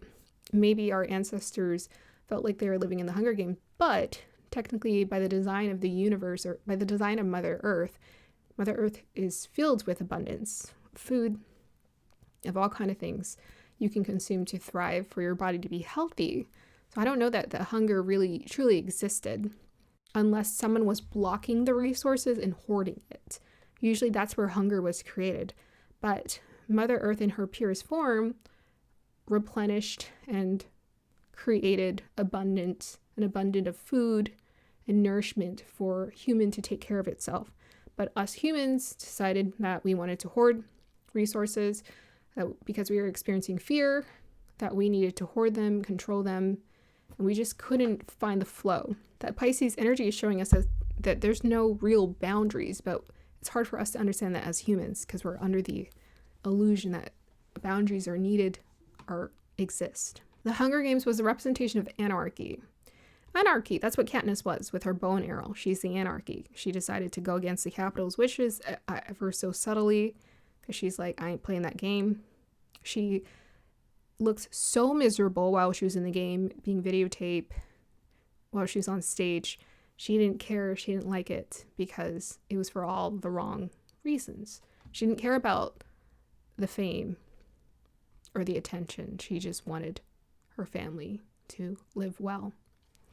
So anarchy, usually people come against the system because of misdistributed power, because of the system, the power that people gave to a system. So people aren't giving power to other people. What they're actually giving power to is systems, whether this is religion, government, whatever. There's all kinds of systems that people create and they give people power through that system. By the status or the title that someone has, they can use that title to abuse others because they're part of a system that's supporting them to do that. So what's interesting is that the mockingjay, so a mockingbird is a representation of, here are my notes. So mockingjay is a symbol of hope, rebellion. Oh, sorry, let me read this. When we realize we hold the key to our own sovereignty, we can redirect the bow and arrow to the truth. So the bow and arrow represents focusing on the truth or focusing your energy so you don't get overwhelmed by everything else that's going on around you that's a distraction, or focusing on the truth, or finding direction or getting on path in life. The mockingjay is a symbol of hope, rebellion, and the struggle for freedom. This also brought me to the book, To Kill a Mockingbird. And the mockingbird was supposed to be a representation of the end of innocence or naivete. And how the system, so that book was about how the system should protect but actually destroys the innocence of others. And that's a really harsh, maybe because that book was written back in the day, it's a very harsh perspective. I remember writing a report about that in 9th grade and saying that the kids didn't lose their innocence because the way that they were talking about the situation, they didn't fully understand what was going on. So I was thinking to myself, that's not really a loss of innocence, but I guess it depends on how you define it, right? Because I think I've always believed in my heart that innocence is forever, and it can be claimed or aligned with depending. But to me, a child who is interpreting it through their own innocent eyes still has a very innocent perspective, even if they're seeing something die. And parents are afraid often to reveal that, the destruction of the world or the chaos of the world to the kids, because they want the kids to see the world and life as a fairy tale, which it's not. And so parents, they're very protective of their children's innocence. But one way or the other, the innocence is going to go. I actually heard from some people it's better to tell your kids straight up what's going on in this world so they're more prepared sooner. And I think the Hunger Games is a very good representation of what it's like to, those kids hardly had any innocence at all because they started to see that they're starving and that they had certain limitations in life. And I know just the way by the way that the Matrix is designed, what I've often seen is that when someone loses that innocence early on in childhood, they try really hard to maintain the illusion of reality. They try really hard. Some of them who can't deal with the reality, they do everything they can to live in fantasy world and to escape. And that is a very human tendency to want to do that. But when we pay attention to people and ourselves and we see how escaping or trying to escape or fall into a fantasy or illusion is actually just causing us more harm, then no, you don't want to escape. And I think that's important to teach kids too, to help them understand there's a way to transcend the system and use your tools. You have all the power to overcome. You're strong. And yes, it's hard and life can be hard, but you still have all the capabilities to overcome it. We got to teach them that part too. So I wrote here, divine innocence cannot be destroyed. Only the delusional ego is destroyed. So innocence, this world, this body is an illusion. So the innocence, the purity of the being cannot be destroyed, but the ego has a perspective, an idea of innocence, and that can be destroyed. And honestly, what happens when you see darkness in the world is actually the ego is harmed, not the being. The ego is the one that is taking out of its delusional state. And it realizes, oh, I can't have candy every day and everyone doesn't like me. Like the ego realizes that. So the pin, interestingly enough, it kind of reminded me of the anarchy sign. And the anarchy sign was also represented in the Divine Anarchy Jupiter in Ardra video I did, where I talked about V for Vendetta. So the V for Vendetta, but they had it as a V. Anarchy sign usually looks like an A. And funny enough, I've seen that sign before. I didn't know what it meant before. But it reminded me of the pentacle on the devil. That star on his head. And even the Mockingjay pin. It reminded me of the pentacle. And it was a good reminder of like the reason why people are hungry is because they're trying to hold on to the physical, right? The physical delusion of life, or greed. Greed. But the only way that you can transcend greed is to surrender it. And trust that your provisions will be taken care of without taking reckless actions or impulsive actions that keep you stuck in the karmic loop or karmic patterns. So yeah, we are battling, and the devil's representation of the fear and of fear obsessions attached to the physical body or the physical circumstance. And you transcend that. So long as we give into greed, we are imprisoned to it. We're a prisoner to it. Otherwise, liberate yourself. All right, like Katniss. I don't know if that was a really good representation because she ended up taking a life to do what she did. Her sister lost her life in the end. There was a whole war that went out, and she was a bit depressed, but she went on living eventually. And it's those dystopia films. I'm like, that's not really an accurate representation of life because we don't live in a dystopia. We don't. We don't live in a utopia or dystopia. We live somewhere right in between. And through consciousness, you get to choose what you get to experience. But bliss in this human form is not forever. It comes and goes. It ebbs and flows. All right, so we have here the Sandman.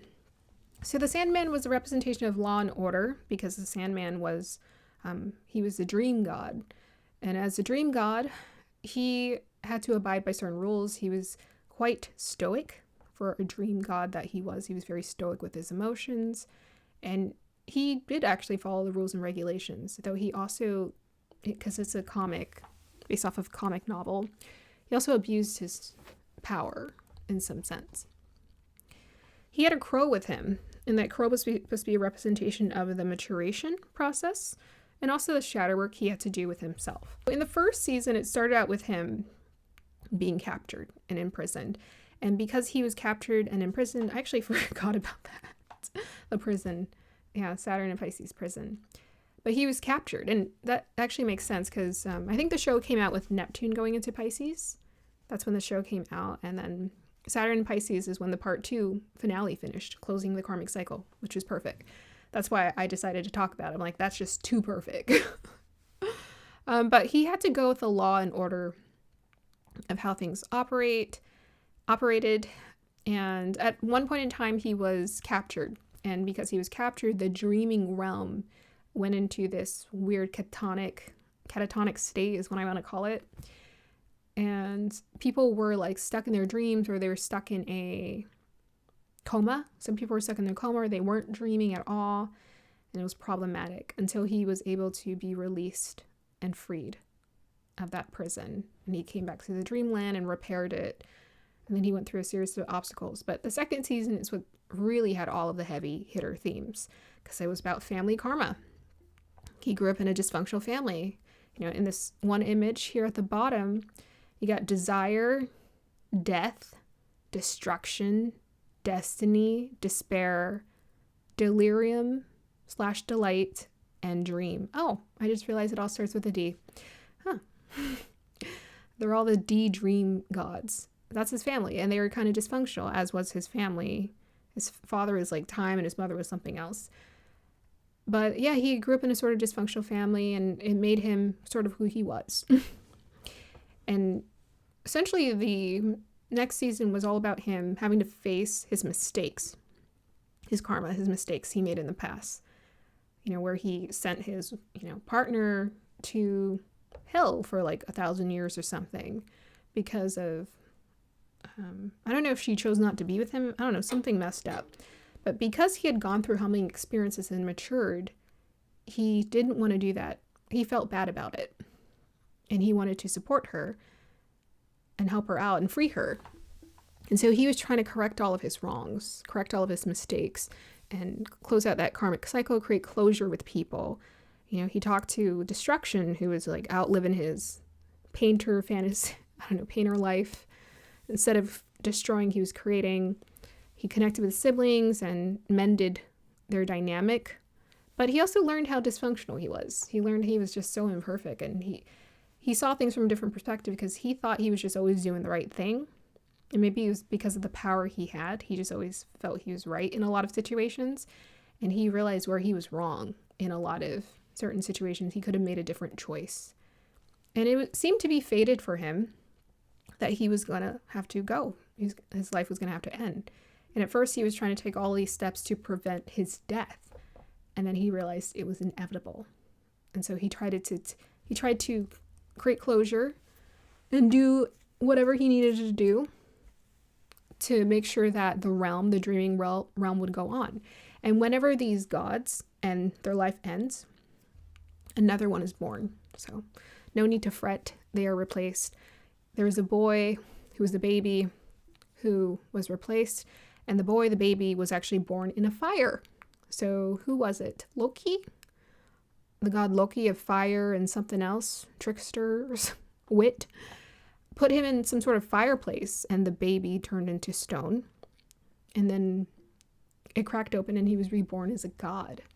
So that's like the divine rebirth. I thought that was a really cool reference. So in the Sandman, the old serpent chose to leave, and then, is that the first part of notes I had? I think I was going to say this, the flip of the coin. So there was the flip of the coin. I don't know, was it destruction? Someone flipped a coin. And that was a reminder that fate is randomized. Yeah, certain things are meant to happen, but we don't know what they are. It's unpredictable to our human mind. So we can't predict everything. You can't see it in the tarot. They're not going to show you. No, they're not going to show you. Our life is designed to make choices. So we're designed to have certain choices to make to choose our path. We're not designed to know what's going to happen. If we do, like 5 years down the line, we're not designed to know everything. They just hint. They hint things. Fate is randomized and unpredictable, but ultimately part of the master plan. One's egoic legacy to pursue power must be sacrificed for the bigger picture or divine legacy. Debts must be paid. Sacrifice must be made for the greater good and a rebirth. So that karmic debt he owed, he paid it in the end, including his life. So Sandman, the king of dream, dies and dream of endless is born. What I wrote here, yeah. So he pays for his past mistakes. Even with miscommunications, justice was ensured in the end.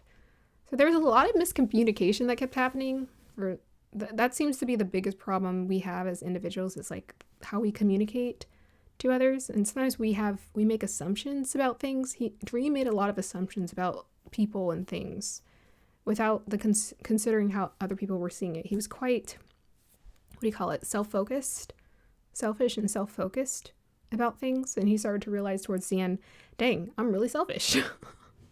I need to be more giving.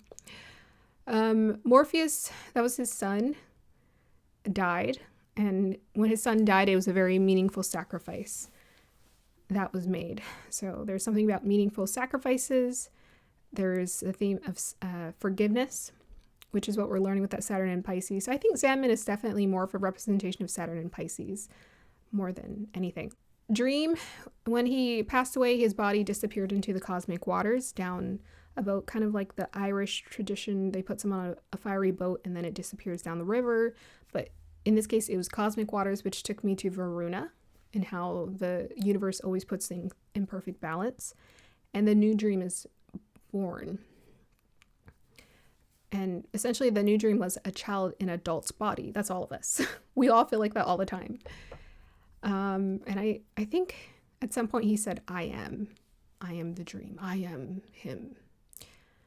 So Daniel was a human, then he became a god after Loki put him in the fire. Daniel is the divine child who is separated from his mortal existence. And one of the first things he said is that he had ideas, but he wasn't sure on what to create other than to heal what was destroyed. So he tried to bring things back from the past that had died with the dream because he didn't know what to do.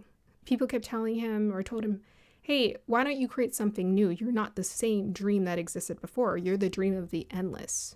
You're not the king of dreams. You're the dream of the endless. And I like that shift because the king of dreams takes me to ego, kind of like, oh, I'm sitting in the throne. Everybody listens to me, which is very much Dream's approach to his leadership.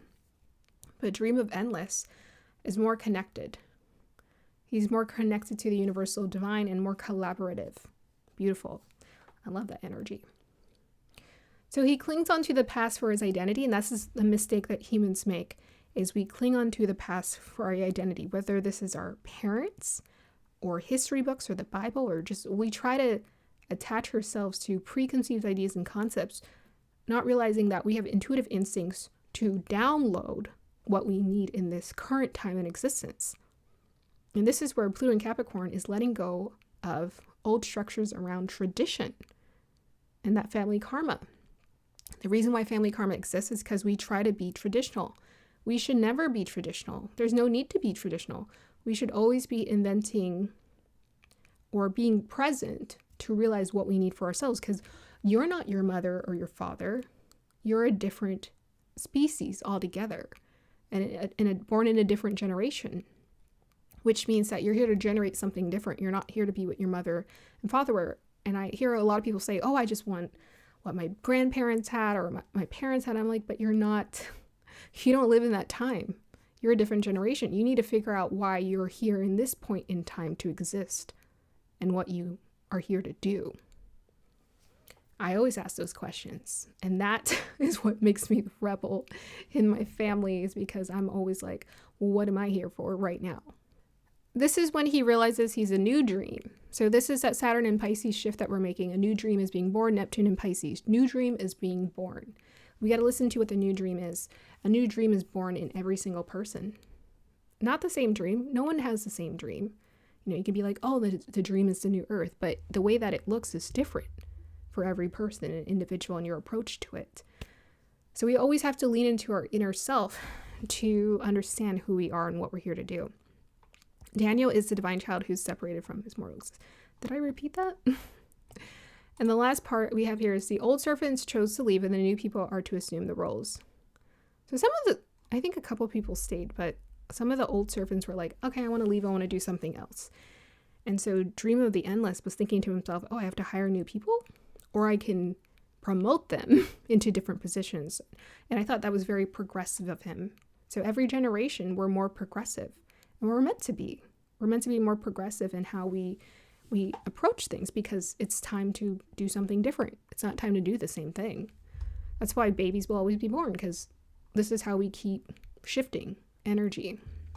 And we never stay stagnant. The whole series involved people leaving their positions of power to create a different life. Yeah, and even his siblings their life were changing too. Or cutting their ties to old loyalties to form new bonds. Daniel's mother asked, what did I do to lose my husband or son? Yeah, so Daniel was a boy. He became a god. Her son, or god dream, the dream of the endless, told her, we need not blame ourselves for the things that happen to us. They are merely stories. Something about stories. And I was like, there we go. That's the tradition, holding on to the past. Stories. So, you know how in storybooks or history books, they're filled with like false information or falsified information? Well, we don't need to worry about that because we just can, if we understand that we can just download divine knowledge, then we wouldn't be so attached to history books. I like to read stuff, but by the end of the day, I study. I study things, I study symbols, words, and how everything connects. And that's how I learn. Instead of trying to learn from the same ancient book from 3,000 years ago, for some reason, that's not of interest to me. I'm more interested in new modes of being, learning, and understanding things. Okay, sorry about that. I forgot to hit record for the audio. And then on top of that, the audio doesn't, it seems to be stuck on my computer. And my computer's been kind of slow lately, so we're just going to have to work with it. So it's a Saturn and Pisces energy, huh? Okay, so, where's the, okay. All right, so computer is frozen, so I'm recording from my phone right now, which has okay audio. And I'm looking at the slideshow on my phone because my computer froze, but for some reason I can record with a camera connected to the computer. Okay, so we're ready to move on to Uranus and Taurus. I think just the conclusion for Sandman is that in order for a new dream to be born, the old one has to fall away and the new one has to be realized. And yeah, that's a total rehaul that has to happen in order for us to connect to more of a pure essence, right? The new dream was a more pure version, free of the bondage, the burden, or the mistakes, and there to make his own new, fresh memories. So Uranus and Taurus. Uranus brings a radical shift in revolution and themes around the internet, rebellious uprising. So Uranus is very rebellious. Taurus is focused on building blocks, a solid foundation, discipline, initial steps, hard work, consistency, aesthetic, beauty, abundance, strength, trust, security, safety, money, wealth, food, agriculture, comfort, net worth, self-worth, and effort. Uranus in Taurus is asking us to uproot an old foundation and revolutionize our approach to planting seeds. Rebirth to a new form. So here are the nakshatras. In Krittika, this is the baptism by fire, just as we learned in Sandman. Baptism by fire. Krittika is about critical assessment. So we're kind of cutting away things that don't serve us. This is about the human to divine rebirth. When Uranus transits into Rohini, this is about the collective revolutionized creation, peaceful coexistence. So Rohini is more gentle, more peaceful. That's when things are going to be mellowing out more when Uranus is in that part of Taurus. In Migashira, Uranus is interested in ideas, harmonizing with other people, revolutionizing. So this is collective revolutionized union. So this is where we're getting together with different like-minded people or getting together with like-minded people in a very friendly way to support a certain idea or concept. So in Krittika, this is going to be June 2024 in the Taurus side to July 2026. So again, if I get the dates wrong, don't worry about it too much. Generalize the dates. It went into Taurus around 2024, but sometimes the planets do go retrograde and then they go back in. And those dates can get particularly confusing. So we're in Krittika right now, and we'll be there until mid-year next year. And then it'll move forward into Rohini. So that's when things are going to be mellowing out is next year, for sure. And then it'll move into Migashira, which is fun. It's going to be a very fun period. Okay. So what's represented in both the Sandman and Squid Game is the sacrifice of the ego or the old self to make space for the true self, which holds no baggage. A new dream is born as old cycles close out. I kind of said that earlier, but I'm saying it again. And it's kind of crazy when you look at the baby next to 456, which is about progress. So he created actually, his sacrifice or him dying, just like dream dying, was the sacrifice that needed to be made in order for the rebirth of the pure essence to come. And I think this is actually by design how the universe works. So we're always worried about corruption, but if the universe needs to create a purification, it will. It will. And I think, if the universe wants to rebirth the earth or help the earth in some ways, it will put more people with that consciousness to do it. Just as I was born with the consciousness that I was to help people. And so that's why I'm like, even though we're at different levels of consciousness, it doesn't feel like there's a right and wrong, because I feel like the divine will always course correct us if need be. So Uranus in Krittika. So Krittika is ruled by Venus, Sun, and Mars energies.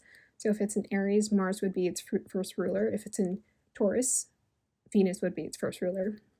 So Venus and Sun. So this is a purification by fire or cutting away karmic cords. This energy can be quite harsh, but devoted and maternal. It can create harsh, heated conditions that burn away the impurities or karma and dissolve the ego to reveal the soul. Uranus in Krittika amplifies critical opinions on the internet and gives us more access through knowledge and the celestial university. It also creates a lot of mental pressure or strength building through rising in higher states of consciousness. Uranus is the energy of Rudra, as is Krittika is the energy of Rudra, which is about sudden transformations. So until 2026 next year, this is a period of sudden transformations shifting through us. So we're all shifting really fast, but eventually that energy is going to mellow out as it moves into Rohini. And as all the planets do their shifts too, the energy is going to mellow out. So you need not worry. The collective consciousness is receiving new insights for building a new foundation or a new earth. Healing or harmonious energies in the home life, agriculture, and food is what Uranus and Taurus is bringing, as well as rapid innovation and change in art, agriculture, food, design, and shelter. So how we build, how we create, how we manifest things is changing. Our approach to it is changing. And I feel like I was definitely born with this consciousness, because I feel like I've been sitting at the back of the bus for some time with my ideas, certain ideas I had. And now it's like time to share it, because collectively we're shifting into that consciousness and people are ready for it. Okay. Yeah, so sometimes Krittika is connected to the energy of the chef. So we get the cutting, and the chef is, he cooks with fire, and essentially, the properties of the food changes when a chef is cooking it, whether they're cutting it or seasoning it, heating it, refrigerating it, whatever. But Uranus in Krittika also encourages critical thinking. It encourages people to think differently. So right now, the way that it shows itself in the internet or online, as we've seen, still frozen, it's cracking me up, is that we've seen it as critical opinions. So those critical opinions are creating a bit of antsy energy in the collective, and it seems quite heated, but it's for the sake of purification. It might seem like people are being quite destructive with their approach to things, which some of it seems unhelpful or just not like growth. But in general, I think people are learning discernment, and they're learning neti. So they're learning, okay, this doesn't work, and that's me. I'm watching a whole lot of people, and I'm like, okay, some of these concepts work, some of these are not working for me, but it's cool to hear it, and it's interesting to watch how the collective thinks. When Uranus moves into Rohini, Rohini is ruled by first, Venus, and then Moon. So Rohini is completely in Taurus. Energy is very feminine, very receptive. So Rohini is connected to that union. So this is the start of a union happening inside of us. So I feel like that Shakti life force energy is definitely going to feel clarified mid next year. And Rohini is also a representation of the foundation being built. So I think this is when you're going to start seeing what people really are here to build with that Uranus and Taurus. It's like, okay, what are we really here to build? Because Pluto is sort of breaking down structures, but Uranus is giving us innovative ideas for what we can create. So Pluto is breaking down the old structures that don't serve us, and then Uranus and Taurus is giving us ideas for what we can build anew. So there's also going to be innovations and creations in art. Rohini is very creative energy. You may see quite advanced technology, and people, I'm seeing like testing They're going to be testing a lot of year, giving people to the public more access to that's technology. And it's going to look beautiful. It's like the new iPhone. Like, oh, what a beautiful thing. When you first see an iPhone, you've never seen an iPhone before. Wow, that thing looks so beautiful, so cool. Look at what it does. Looks so cool. That's what I'm seeing. So beautiful technology, lights, colors, and vibrancy. So Rohini to me is very colorful, very vibrant, and representation of a hardy earth, plants, nutrients, and agriculture. So you may be seeing innovations around how people plant their food, how people can plant the best food. And I feel like this will help to create maybe a shift away from maybe supplements and vitamins to more gardening, more personal gardening. You're going to see represented here, but still people are going to take, in this matrix life, they're still going to try to do and control resources and manipulate it in weird ways. This is going to bring innovative approach to growing abundance, money, or resources. So we're kind of shifting out of money. I've heard people are actually getting rid of their cash in certain stores. So money is actually becoming more obsolete or outdated. And we're shifting to a new money system here. And we're also shifting to a new resource system. So again, look for next year seeing like really cool new innovative ways for people to approach accessing their resources. There might actually be more trade happening. As weird as that sounds and as old-fashioned as that sounds, I'm hearing trade. So you might see people trading resources, and there might be a more measurable way for people to barter or trade resources. We have here idealistic views on love. Yeah, Rohini can be connected to idealistic love because it's about, I don't know who was it. Is it Shiva and Shakti? I don't know. But Rohini is supposed to be a representation of like lovers, two people together. From a divine perspective, the lovers is really just the inner union we're creating in ourselves with our masculine and feminine and finding that healthy balance within ourselves. But this can also be reflective in relationships. I feel like when we're more balanced with ourself and our natural flow of masculine and feminine energy, we're much more aligned and balanced with relationships too. Yes.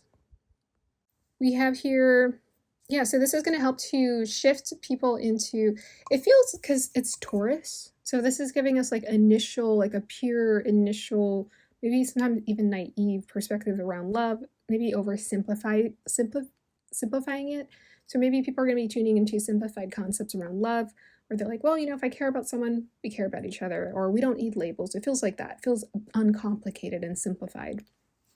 But otherwise, yeah, that might be what people are exploring, is a simplified view on relationships. And they're like, why do we have to complicate it? Why do we have to get married? Why do we, you know, if we want to be together, let's just be together. Ultimately, Uranus in Taurus is giving us a high divine ideas on what we can abundantly multiply and build on Earth. So what can we build abundantly in life? And new ideas on materialism, quality creations, lifestyle, and minimalism. Yeah, because it's Taurus. To me, Taurus likes to build wealth, but it's very practical and simplified sign. So I feel like this is going to be about not overcomplicating money, simplifying it, simplifying our lifestyles. So you're going to see, I think minimalism is going to come back crazy. I'm getting a flashback to, I don't know if it was the 60s or the 70s where they had a lot of minimalism going on. That's what I'm seeing. Okay. Or the Victorian age. Okay. Natural makeup, that's what I'm seeing as well. So we got some images here. All right, so then Uranus is going to shift into Migashira. Migashira is ruled by first Venus, because it's in the Taurus part, or Mercury if it's in the Gemini side. So Venus and then Venus and then Mars are the main planetary rulership. So Mars is creating this action-oriented, so innovative action steps. Migashira is the anxious deer, eager to move in response to life. Uranus is upholding collective actions in alignment with the tribe. Could be the collective consciousness tribe or the divine tribe, depending on the level of consciousness. Yeah, so during this period of time, you're going to see more hive mind playing out, where people are doing things in alignment with other people around them. So it looks like this shift is happening starting 2029. So that's a a bit of a ways from here is when we're going to see that Migashira shift. But yeah, that's when you're going to start seeing more people try to get together collectively, have fun, create, make, do things together. And people are going to be feeling more compelled to design, create, make, participate in stuff. Whereas Rohini can be more about, what are you personally working on creating in your life, whether that's your own home or your own health and how you're eating. It's more personal. Migashira is about group work, collective work. So Migashira activates unions and the goddess or empress archetype. This will help to forward healing. This also takes me to Katniss. Katniss to me feels the energy of Migashira, because Migashira can be a bit warrior with that Mars energy, yet feminine warrior is what we're getting from that. So this will help to forward healing and in the collective feminine and bring aid, assistance, and recognition of the feminine divine human. So this is going to be a time where people are really celebrating the feminine energy and motherhood. You're going to see motherhood celebrated. Natural feminine energy is going to be celebrated during this period. Yeah.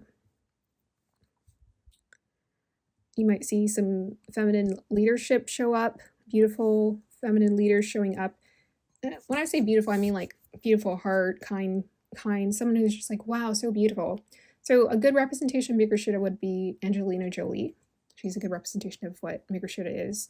She has like that goddess energy with her and a lot of the popular stars, including Jennifer Lawrence. It's weird, I said that and I forgot Jennifer Lawrence actually has Migashira. I think she's a Migashira. I don't know if it's ascendant, but she has it in her chart. And you can see her eyes kind of look a little deer-like at times. So we have here, this will amplify communications and engagement in or with nature. So people are going to be feeling, I think Rohini people are definitely going to feel one and united with nature and be talking to trees and stuff. But with Migashira, it'll feel more playful, more collective, or we're going on hikes together and enjoying nature together. Completion of the collective foundation. Yeah, so Migashira is a completion of the union. That's part 2 of the union that we're completing, or the completing of the foundation. So this is where we're completing the foundation of the new earth here with Migashira. So this is about 2029. That is 4 years from now, where we're going to be completing that foundation. And we're going to take that time to, with Uranus, reassess what abundance looks like, feels like, and is. Yeah. So I got some pictures, people hiking in nature, dancing, painting. We got the cute deer. Okay, so that is the end of this presentation. I feel like I'm ending on such an awkward note. Sorry, I'm putting my phone aside. This is the end of the presentation. I hope you guys enjoyed the birthing of the new earth and you felt connected to all of those themes. I'm looking forward to seeing how everything unfolds. Make sure to look out for part 2, where I talk about the transits in your chart. So for that one, I will be specifying Pluto and Uranus, but I may mention some of the other smaller shifts. But Pluto and Uranus are the main planets I want to focus on for how that's going to be influencing you for what it looks like a couple of decades, a while. What the collective theme is showing up in, how it's showing up in your life. And then also look out for the sun Graha video I will be making talking about sun. That will be a fun exploration that I will be sharing in the month of August. All right. I hope you guys enjoyed that. Enjoy the rest of your day or evening whenever you're watching this. I will see you next time. Bye.